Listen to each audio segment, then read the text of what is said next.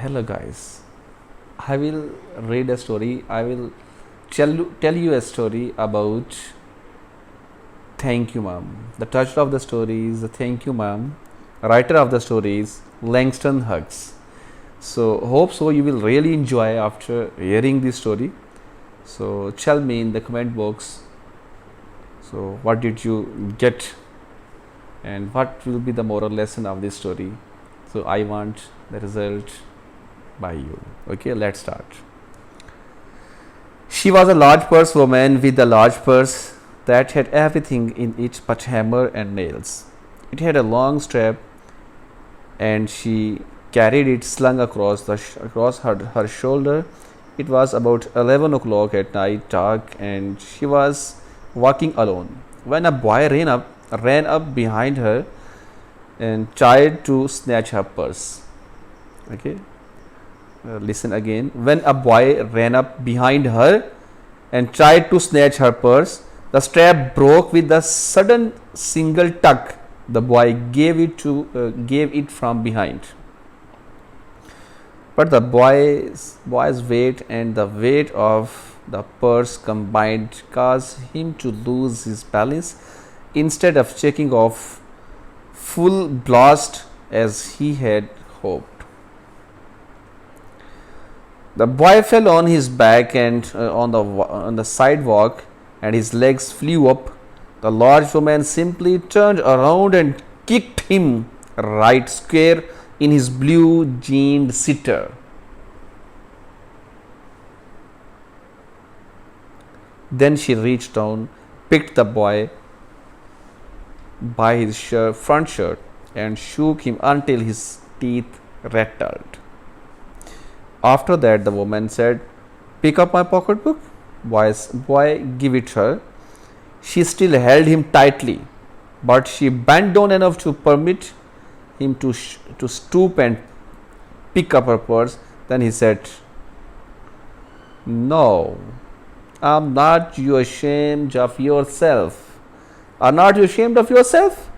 Firmly gripped by his front shirt, the boy said, "Yes, ma'am." The woman said, "What did you want to do it for? What do you want to do it for?" The boy said, "I didn't, I'm not." She said, "You a lie. But you a lie."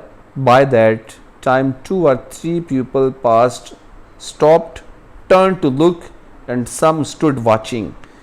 "If I turn you loose, when will you learn? Will you run?" asked the woman. "Yes, ma'am," said the boy.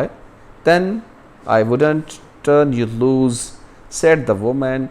She did not release him. "Lady, I am sorry," whispered the boy. Your face is dirty.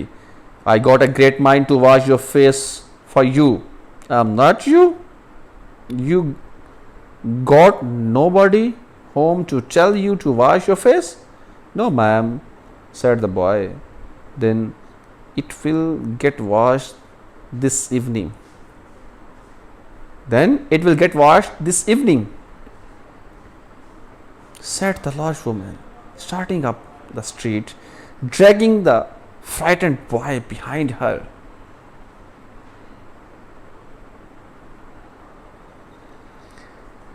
He looked as if he were 14 or 15, frail and willow-wild, in tennis shoes and blue jeans. The woman said, "You ought to be my son. I would teach you right from wrong. At least I can do right to wash your face. Are you hungry?" "No, ma'am." "Yes," the being dragged boy. "I just want to turn my loose." "Was I bothering you when I turned that corner?" asked the woman. "No, ma'am, but you put yourself in contact with me," said the boy. "If you think that contact is not going to last while, you got another thought coming when I get through with you, sir. You are going to remember Mrs. Julia Bates Washington Jones. Sweat popped out from on the boy's face, and he began to struggle. Mr. Jones stopped, jerked him around in front of her, put a half Nelson about his neck, and continued to drag him up the street. When she got to her door, she dragged the boy inside, down a hall, and into a large kitchenette furnished room at the rear of the house. She switched on the light. She switched on the light and left the door open. The boy could hear the roomers laughing and talking in the large house. Some of their doors were open too, so he knew he and the woman were not alone. The home still held him by the neck in the middle of her room. She said, "What is your name?" "Roger," answered the boy. "Roger." "Then, Roger, you go to the sink and wash your face," said the woman. Whereupon she turned him loose. At last, Roger looked at the door, looked at the woman, looked at the door, and went to the sink. "Let the water run until it goes warm," she said. "Here's clean towel. You gonna take me to jail?" asked the boy, bending over the sink.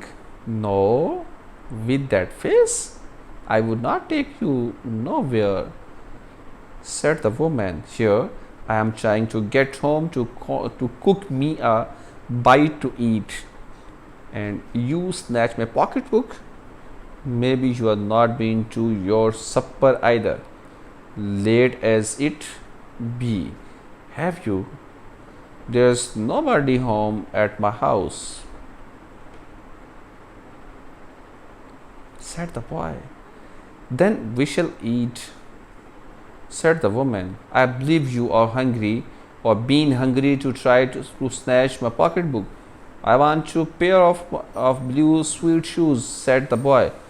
"Well, you didn't have to snatch my pocketbook to get some suede shoes," said Mrs. Luella Bates Washington Jones. "You could have asked me, ma'am." The water was dripping from his face. The boy looked at her. There was a long pause, a very long pause, after he had dried his face. After he had dried his face. Oh, what again? I forgot where I was. I'm looking for. Yes. And not knowing what else to do, tried it again. The boy turned around, wondering what next. The door was open. He could make a dash for it. Down the hall, he could run. The woman was sitting on the table. After a while, she said, "I was young once and I wanted things I could not get." There was another long pause. The boy's mouth opened. Then he frowned. Not knowing he frowned. The woman said, "You thought I was going to say, but you didn't, you? You thought I was going to say, but I didn't snatch people's pocketbooks? Well, I wasn't going to say that." Pause, silence.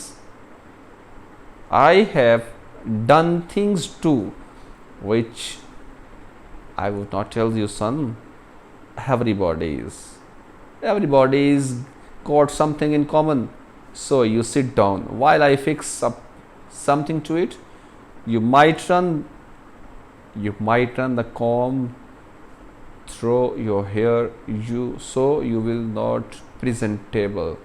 In another corner of the room, behind a screen, was a gas plate and an ice box. Mrs. John got up and went behind the screen.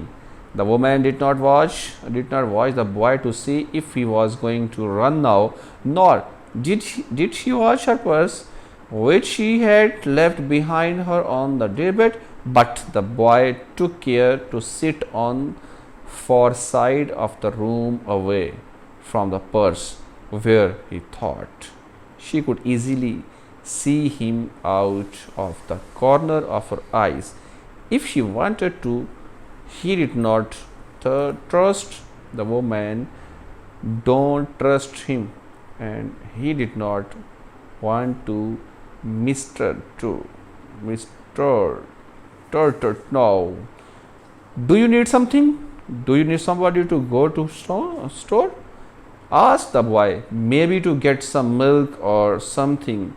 Don't believe I do, said the woman, unless you just want see milk. If I was going to make cocoa out of this canned milk I got here, the that will be fine, said the boy. She heated some lima beans and beef she had in the ice box, made the cocoa and set the table. The woman did not ask the boy anything about where he lived or his flock or anything else what would embarrass him. Instead, as they ate, she told him about her job in a hotel beauty shop that stayed open late, what his work was like, and how all kinds of women came in and out, blondes, redheads, and Spanish. Then she cut him as of her 10-cent cake.